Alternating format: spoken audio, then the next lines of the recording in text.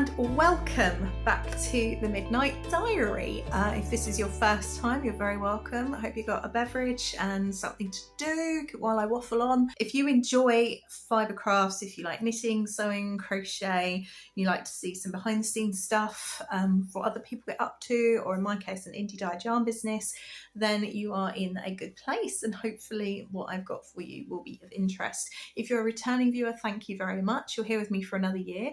Just last week, actually, it was 6 years since I got my YouTube channel. It's not 6 years since I put a video up, but it's 6 years since I got the channel and got the title and got the concept sorted, which seems to both have gone very, very quickly and very, very slowly, which actually is really fitting because that's exactly how January has felt for me. I know it is considered a really long month. It's got approximately 11 billion and 4 days in it in January. I know everyone's making a big deal because February's got 29. Big whoop! It's still not a patch on January. Yeah, and it's how it's felt for me creatively. Vlogmas and the run up to Christmas was really good fun, and I really thoroughly enjoyed it, and thank you to everyone who joined me for those videos as well, and I've really loved your messages and comments. Thank you. And we've had a flurry of new subscribers as well, so hi, welcome. Yeah, it's really cool. There are so many creative video podcasts out there, or vlogs out there. And it feels like there are more being started every day, which is really cool because it's great to see what people are making and get inspiration from each other. But it just means all the more that you would choose to spend some of your time with me. So thank you. And I hope that I continue to deliver on the irregular activity, the regular things going wonky and nonsense and all the bits that make you come back here. So thank you very much for being with me.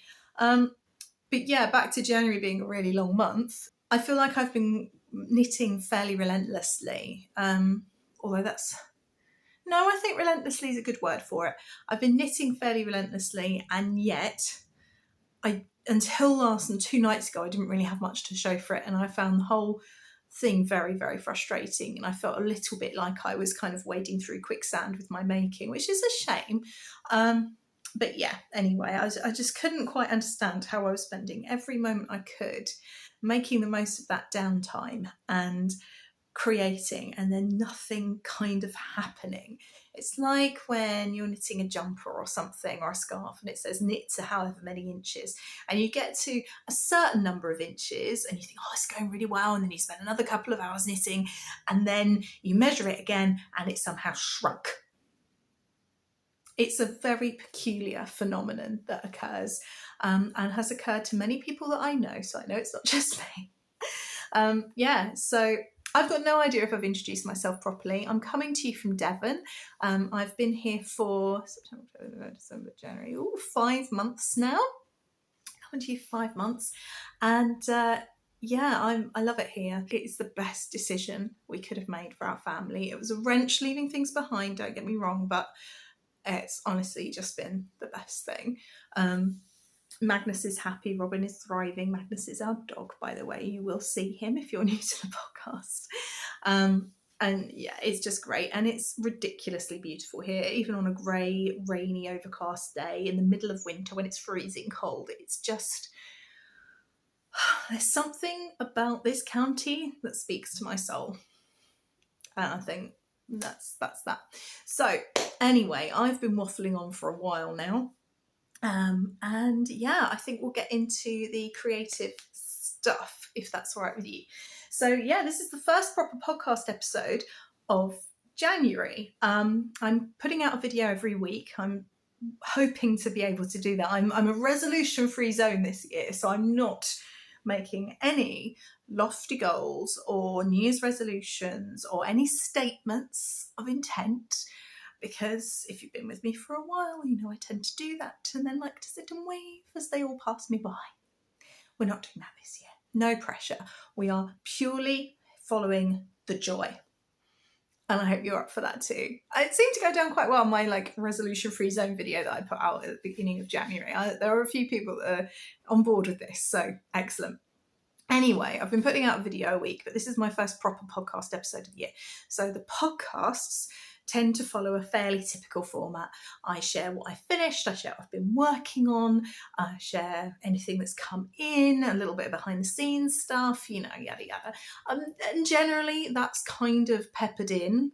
The content, the actual content is peppered in amongst all the nonsense and waffle. So yeah, if that sounds like your cup of tea or coffee or, I don't know, red bush, glass of water, glass of wine, depending on the time of night, who knows, then I think you're in the right place. So it just so happens that this episode is being recorded on the 29th of January. So it's almost as though I'm doing a month roundup.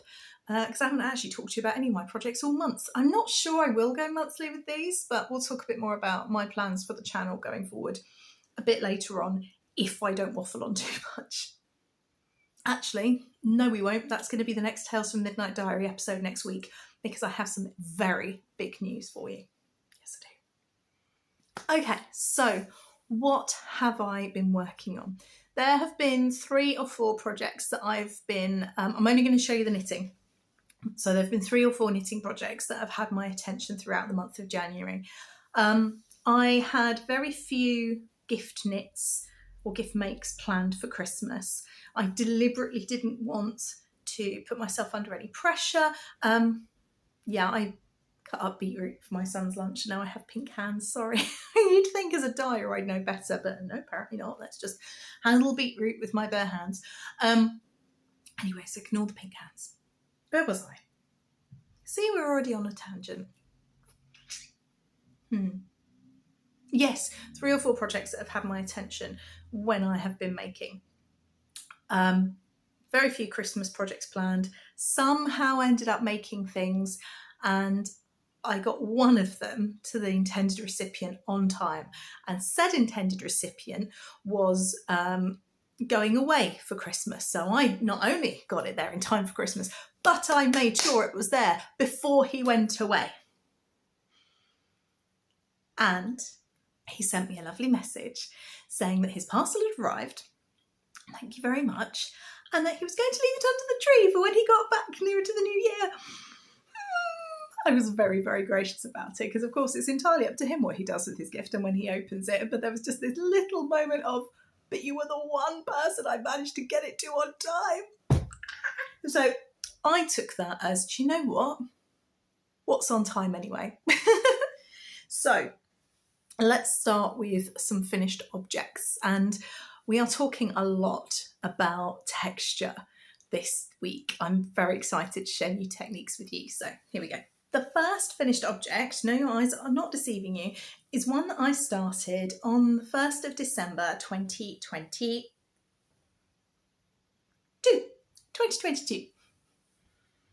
And it is the habitation throw. Hooray! And you can see where it's gone a bit wonky, can't you? Right, so the habitation... Can you hear me behind there? The habitation throw is a pattern by Helen Stewart of Curious Handmade, and it's part of a collection. She releases a collection of patterns every year, or has done for the last, 6-7 years now, called Knit Vent. So they are patterns designed to work up in the run up to Christmas. You can do them as gifts. There's always one that uses an advent kit. This was designed for 10-gram mini skeins. So there's always one of those. And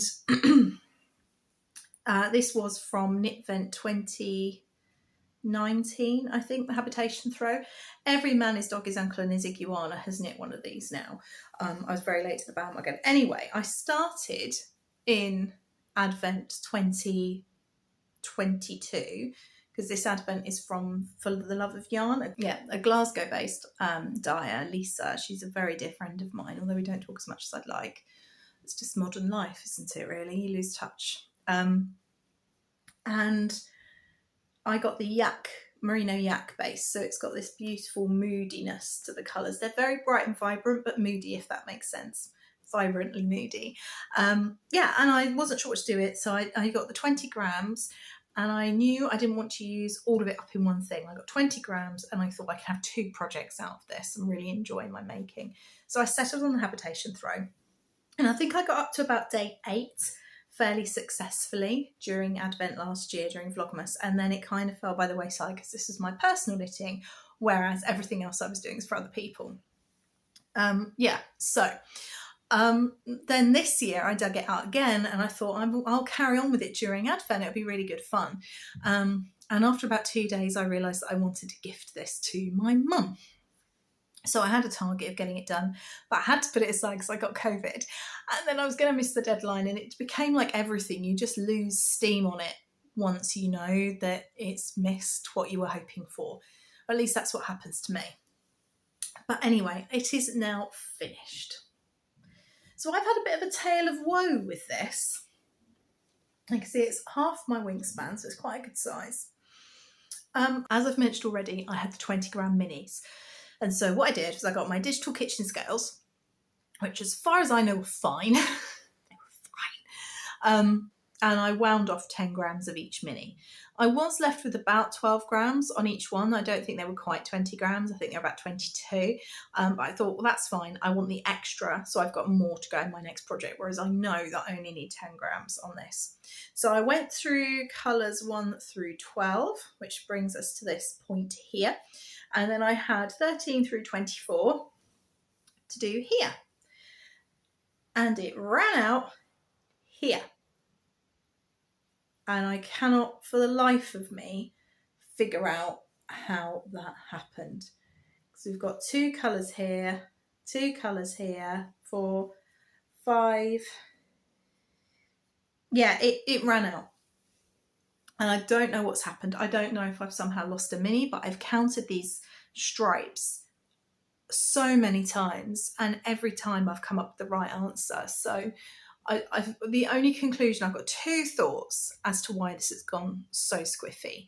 One, my kitchen scales need throwing out, and I need some very nice new expensive digital ones that measure to like 1/8 of a gram, which for yarn dyeing would be really useful anyway. So I might use that as an excuse to treat myself. Or it could be my tension was my other thing. So if you look at this end, the holes are quite, if I hold it up like that, that'd be easier to see. Oh, there's a massive colour clash going on here. The holes are quite close together. Whereas if you look at this end, you can see they're much more open. So I think my tension was much tighter there. But yeah, so what I've done in the end, just to get it finished, is I've picked colours that I don't think will work as well in my next intended project. And I've just, because I did start striping them again. And then I was like, oh, I can't be bothered to wind off another 2 grams off of every mini. And I still don't know if that's going to be enough. And I don't know what I've done with the first half of the minis. So what I did in the end was I picked the 2 that had, to me, in the skein, the most grey in that were left. And I just used the rest of it to finish it off. Blue is my mum's favourite colour. And the green worked really well with the orangey, rusty colours anyway. So I don't feel like it looks too clunky. The reason being, my plan for the rest of the mini skeins is to use them in a Sweet Shop blanket by Laura Penrose.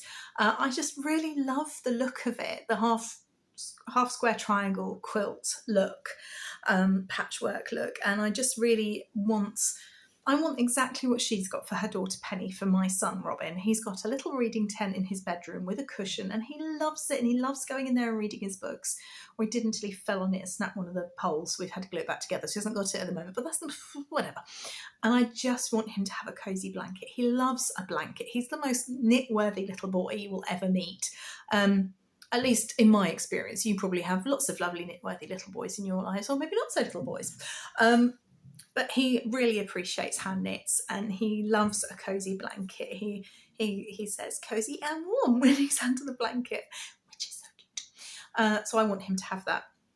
But I'm undecided as to what contrast colour I'm going to use with the colours, because the way I'll put a picture up if you haven't seen it, although I'm sure you have. the way it's done is she's done it with cream. So you've got squares made up of 2 triangles, and one half of every single triangle is cream, and the other half, they're all different colours. So it's got this beautiful kind of gentle patchworky look. And I'm undecided as to whether I'm going to go for cream undyed or whether I go for undyed yak. So a nice grey, or maybe I would get something like West Yorkshire Spinners in the Dusty Miller colourway. Again, I'll try and put a picture up here if I can. So it kind of grows with him a bit more and is a little bit more forgiving, because he's quite clean, but he's a boy. Yeah, I'm doing gender stereotypes, I'm sorry. But he's also really into playing with dolls of my doll's house and loves pink and sparkly things, so, you know. So I thought that if I went with the grey, the undyed yak, there's enough undyed in here that actually in a triangle it might not show up very well against the grey of the yak. Okay, so all I've got to do now is weave in the ends, and there are as many ends as there are days in January in this, and get it in the post to my mum. I'm not going to block it because I don't feel it needs it. And it's only going to be a lap blanket for her anyway. And I just want her to have it at this point. I don't want any more waiting. Now, what I'm going to do just for this podcast episode while I've got it is I'm just going to fiddle with the background a bit. Back in a sec. Hey! Doesn't it look lovely? Maybe my mum doesn't want it. Okay, so on to finished object number 2. So this is where we're really starting to get into the idea of new things. I hit upon the idea of doing this project again back in December 22, and I cast it on then. And it's going to be for my friend Mina's little girl, Layla. Mina is also known as the Knitting Expat. She's got a YouTube channel. Again, you probably know who she is, but anyway. We were neighbours for a while in Kent and became quite close. Supported each other through pregnancy, and yeah, it's lovely. And I just adore Layla. She's so cool. And little Nova is going to be just as full of pizzazz as Layla is. Anyway, Layla's favourite colour is red. She's a very knit-worthy little girl. And I knew they were going on a holiday to Lapland. The girls didn't know. It's so exciting. Anyway, and I hit upon the idea of knitting her this headband for Christmas. I really wanted to make her something. And what I wanted was a plaited headband.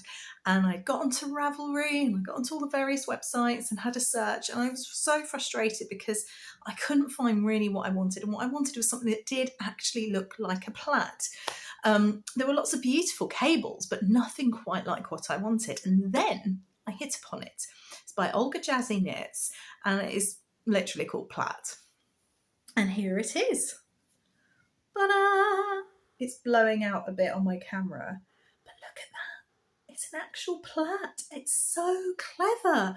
Am I going to put it on? Oh, it will just about. I don't want to stretch it, but there we go. Okay, I think I might need one. So I've used West Yorkshire Spinners Retreat, which is a chunky roving yarn in the bright red, and the colour I can't remember. I want to call it Adore, but it's been a few months since I worked in the yarn shop now, and so I've forgotten everything. Out of sight, out of mind. Yeah, and it's just beautiful.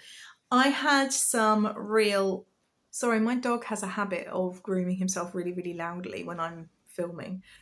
He does it every time, so I've just paused to ask him if he wouldn't mind waiting. Anyway, you don't need to hear that.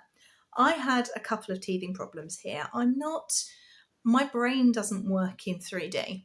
I can't wrap my head around amigurumi crochet, for example, and how shapes are created. And even when I crocheted a cardigan for a friend's little girl years ago now, still don't know if it ever fit, but anyway. It was done kind of all in one construction, and you sort of built in the sleeve caps and everything, but all in one. And it absolutely blew my mind. My mind does not work like that. I need really clear visual clues on how demonstrations on how it works. I can't just fathom it necessarily from written instructions. My brain just doesn't work that way. And this is a very clever construction involving short rows, and I'm going to pop a little bit of overlay video here of me working on this month, because I've been taking B-roll this month. Isn't that good? Just thinking a bit more about how I want my videos to be and what I want to share with you. I want them to be a little bit more illustrated and interactive, I guess, than they have been previously. And it's ever so clever. You work it doing short rows, and you create short row strips, which you then move. So you are quite literally plaiting the fabric as you build it, and it's fab. This fell by the wayside because, as I said, my brain doesn't work without a visual sort of demonstration of what's happening. I couldn't wrap my head around this very unusual construction just from the writing. I couldn't visualize how it would work. And I don't know if it's the translation, but I mean, my specialism is English. I was an English teacher. My specialism is language, or the English language. And I don't know if it's just the translation, but I followed it kind of how it was suggested, I feel, in the pattern. And I ended up with bits of yarn being pulled across the front and back. And I was like, there's got to be something wrong here. So anyway, we moved and I lost the pattern. So the pattern I'd bought on Ravelry when I was at work, and I'd printed it, and I was sat one evening knitting it in the run up to Christmas. And so when you print the pattern, the hyperlinks to the videos don't work because it's a piece of paper and you can't click anything. And I thought, it doesn't matter, I won't need that. I'm an advanced knitter. I've been knitting for over 30 years. Longevity doesn't equal experience necessarily, as I'm finding out. No, I've never considered myself a terribly advanced knitter, to be fair, even having knit for over 30 years now. A bit scary, but there we are. And so anyway, when we moved, I found the pattern and the yarn and the needles, and then I promptly lost the pattern in true Gemma style. Again, if you've been here a while, this will not surprise you. I'm not the most naturally organised people. I have to really, really work at it. Such relief not to have to be quite so organised anymore. So in the end, I bit the bullet and I bought the pattern again. And I don't have a printer here, so I was looking at it on my phone. And at some point I thought, I might just click this link and look at the tutorial video. Light bulb moment. I saw exactly how it was meant to go, and I loved it. I really, really loved it. What an interesting construction. So you can see you're supposed to graft with provisional cast on, but I didn't do provisional cast on, so I've just done a 3-needle bind off. You're supposed to graft the end, but that's fine. And the reason I've chosen to do a 3-needle bind off is because Mina and I sort of were talking about it just before I finished it. And we were trying to decide whether the head measurement would be right for Layla, or how we could adjust it if she wanted to wear it when she grew even bigger. Because she's a little girl, she's only 7, she's going to keep growing. And what we decided was that I would do the 3-needle bind off and send the leftover yarn down to, or up to where they are in Kent, so that Mina could unpick it and add a kind of garter stitch panel to go at the back, kind of under the hairline, which would stretch it out to give her more options going forwards. So I really, really hope she likes it. She's such a knit-worthy little girl. And she was so, so good with Robin when he was born, and she's the best big sister to Nova. And she just makes me laugh. She's so sweet. I'm really, really grateful to know her. So yeah, her and her mummy and her sister. And Daddy. Perry's pretty cool too. But yeah, there we are. I love it. I absolutely love it. So those are my finished objects. And talking about interesting texture and construction, let me show you the other whip that has held my attention. It's okay, I found it. It was in the laundry basket. I mean, where else would you put a project bag while you're making a cup of coffee? I don't know how the quality of the video is this week, by the way. I've got a new phone, which my friends are really grateful for, because it means I'm going to hopefully have fewer typing errors in my messages to them. But and there wasn't much memory on my other phone, which I have kept with the intention of using for vlogging and podcasting and things. But there wasn't any memory on it, and I couldn't be bothered to go and take it off, so I thought we'd record on this one. So we'll see what the quality's like. Anyway, talking about texture, my next one is a test knit, and it's the Over the Ocean sweater by Cat Crafty Knits. She's a friend of mine, and she's also a Devon-based designer. I've test knit for her before. I test knit the Kinsey beanie, I'll put a picture up here, which was my first sort of foray into this really interesting textural stuff that she does. And I thought it was so clever, the way the increases were built into the cable pattern, and it was just, I'd never come across anything like it. And her instructions were really good and clear, and her tutorial video on the pinwheel cast on was really good. I'd never attempted that because I'd heard people struggled with it, so I decided it was difficult and I wasn't going to do it. Fixed mindset, basically, that's my problem. Anyway, she was advertising for test knitters. I've not long found out that there's going to be a new baby entering our lives, so I thought, I will test knit the 0 to 6 months and give this as a baby gift. And Kat's taken me on. I've dyed the yarn for it, which was all in the previous video, and I talked a little bit about it, but I just wanted to share the project now. I've had a couple of issues which are nothing to do with the pattern and everything to do with me being a very tired toddler mum who can't count. But there we are. Here it is. I'll put it that way around so you've not got the... Isn't that sweet? Just look at that texture. I absolutely love it. It's slip cables, I want to say, or slip stitch cables or something. I think there is a moment where you can see where I've stopped counting properly in the increases and it gone a bit squiffy, but it's for a baby and they're not going to notice, and the pattern's written beautifully, and that's what Cat needs testing. But there we are. Yeah, I really, really like it. I'm loving the interesting texture. This gave me a bit of a headache. It goes over 3 stitches. It's 1 over 3. So it's 4 stitch cable, or slip cable, but it's 1 over 3. That gave me a bit of a headache to start with because, and I can't show you now, I haven't got an example.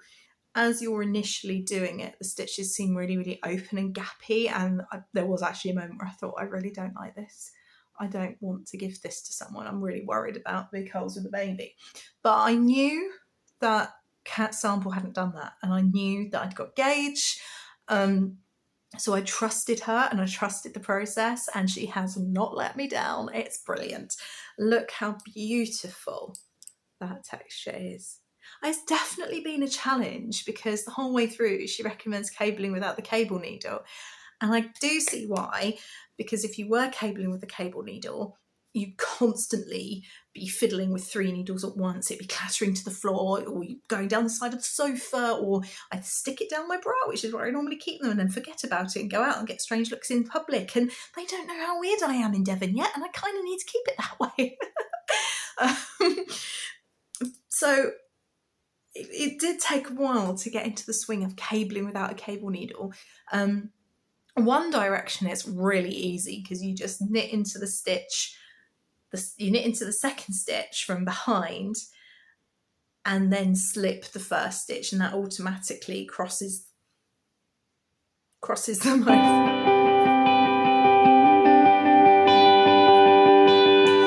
Automatically crosses them over. Cabling the slip cable the other way, the right leaning slip cable, yes, the right leaning slip cable, you do have to take a stitch off and kind of hold it. And eventually I found my sweet spot, and I'm not sure if I'll get any B-roll, but I'll try, where I kind of pinched it at the back and then managed to slip and knit into it all in one. So I did get into the rhythm of it. It's been a challenge, but it's definitely been fun. So I have, because my counting went wrong, nothing to do with the pattern, it's my counting went wrong.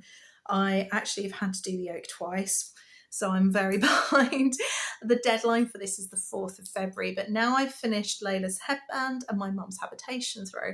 This is the thing that I'm going to be non-stop working on. And tomorrow the 31st, it's a non-work day for me. It's a family day, which is lovely. And Thursday, again, another family day. I'm not working at the day job either. We've got loads and loads in theory of knitting time, and the evenings as well. And Friday, I'm on the road for my other new job, which is working for Search Press Books, and I'll talk a bit about that in another video. Um, yeah, I'm basically a sales representative now for the Southwest. It's the best job. I'm so much fun. I can come back and watch that video because I really want to talk to you about it. I'm really excited. We're going to do the knitting on this one.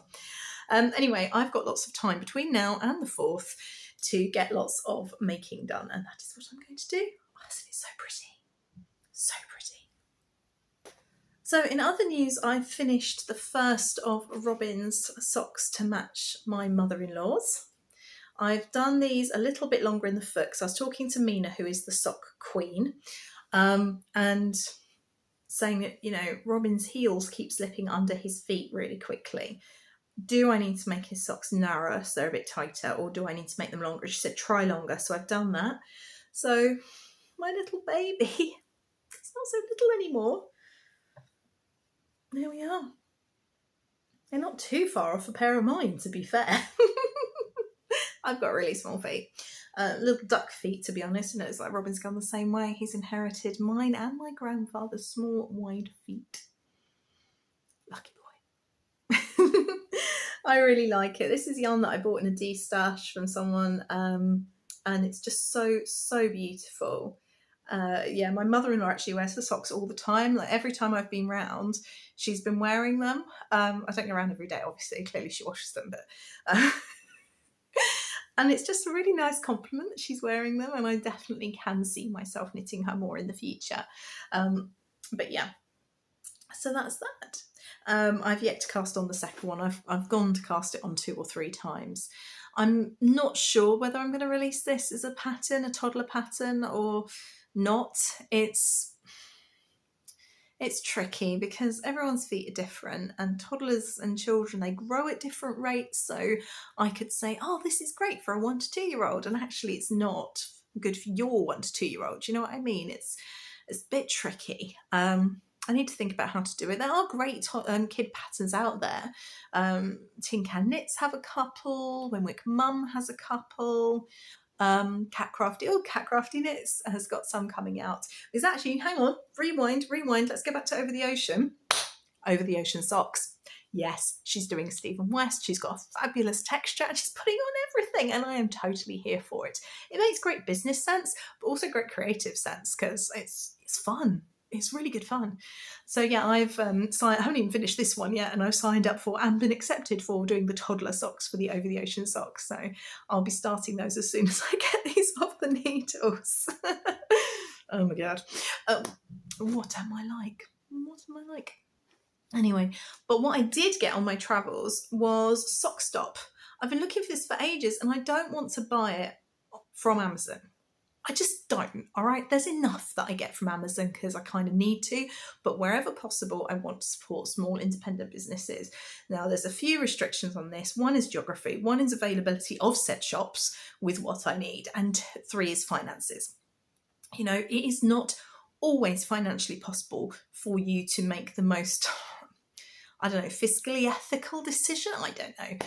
You know, sometimes you buy from Amazon. You just do.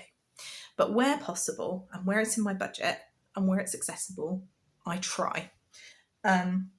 And I found Sock Stop in white and black. So I'm going to be trying that out on Robin's socks because we've got laminate floors in here, and he wears slippers all the time because they're so slippy, but he loves his hand-knit socks, and he doesn't always want his slippers on, and he also doesn't always want to go skidding across the room and landing on his bum, which keeps happening. You know, 1 minute he's up, the next, doing, he's gone again. Yeah, luckily, touch wood, he's not hurt himself yet, but so I'm going to try that out, and apparently they're still machine washable, so I will let you know how that goes on. I love doing things with different texture and challenging myself, but at the same time I really enjoy just the process of knitting, and there is nothing wrong with that, and I always have a vanilla sock or 2 on the go. I take them in my wrist bag. This one is an Emma Ball wrist bag that I bought from the yarn dispensary. It's a small size. It's perfect for my purse, my phone, my keys, and my sock knitting. And poo bags if I'm on a dog walk. So I always have one for walks, always. or if I'm just out and about in a waiting room or something. And there is nothing wrong with that. So you will see vanilla socks here pretty much every week, but it's just a general part of my life.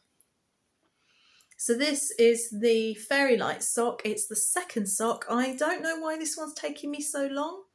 I did the first one for my dad very, very quickly in Advent. I don't know where it is. I found it the other day and I've lost it again. I'm now on the heel flap. This is West Yorkshire Spinners in the Fairy Lights colourway. It's zingy and I love it. I really, really enjoyed every moment of the first sock. Yeah, I cast on the second and I've just been kind of picking it up here or there. And it just seems to be taking forever, but we'll get there. We'll get there. A final note on texture, and a shameless plug for another video I've got coming up, is I have found, because I lost it again, quelle surprise, I found my husband's sock that I'm designing for him.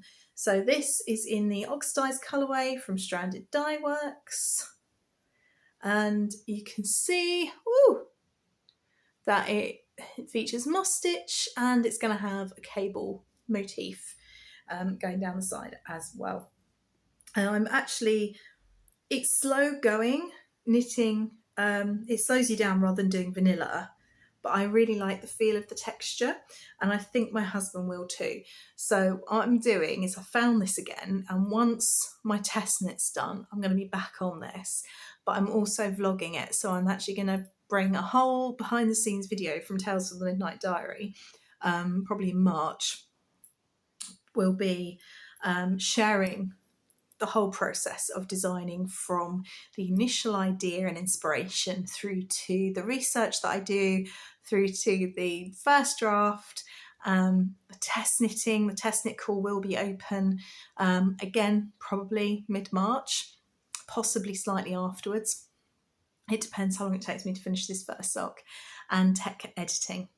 So all of that will be in a future video, but I just love the texture.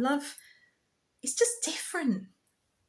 Oh, it's just moss stitch, but it's just different, you know. It's something new. It's something to keep my brain going a little bit and to try something a little bit different. And I'm enjoying it. Oh, I have talked for an incredibly long time, so I am going to wrap it up there. We are doing a Tales from the Midnight Diary again soon, and a mini vlog. So the videos, I'm going to talk more about the YouTube channel and everything that's going on behind the scenes more in my next video, kind of behind the scenes video. But I am mixing things up a little bit. I'm enjoying it. I'm enjoying the different video content I'm creating, and I'm enjoying my making. And this year is all about just doing what makes me feel good, what I enjoy it, and I hope that you enjoy it too. As I said before, there are no make-alongs going on in this on this channel anymore. I don't want the administrative headache of it. I also don't want to gatekeep anyone's making or get anyone to jump through hoops. I want you to be completely free and happy and just chill. That's what we're aiming for here. But I would love you to tell me in the comments below what you are working on. And if you're still watched to this point, tell me what your favourite texture is to knit. Or do you prefer things that are more smooth? Are you colourwork or texture? How about that? Tell me what you prefer in the comments below. I'd love to hear what you've been working on. I'd love to hear how you're doing. Do let me know, and I will see you next time. Take care. Bye.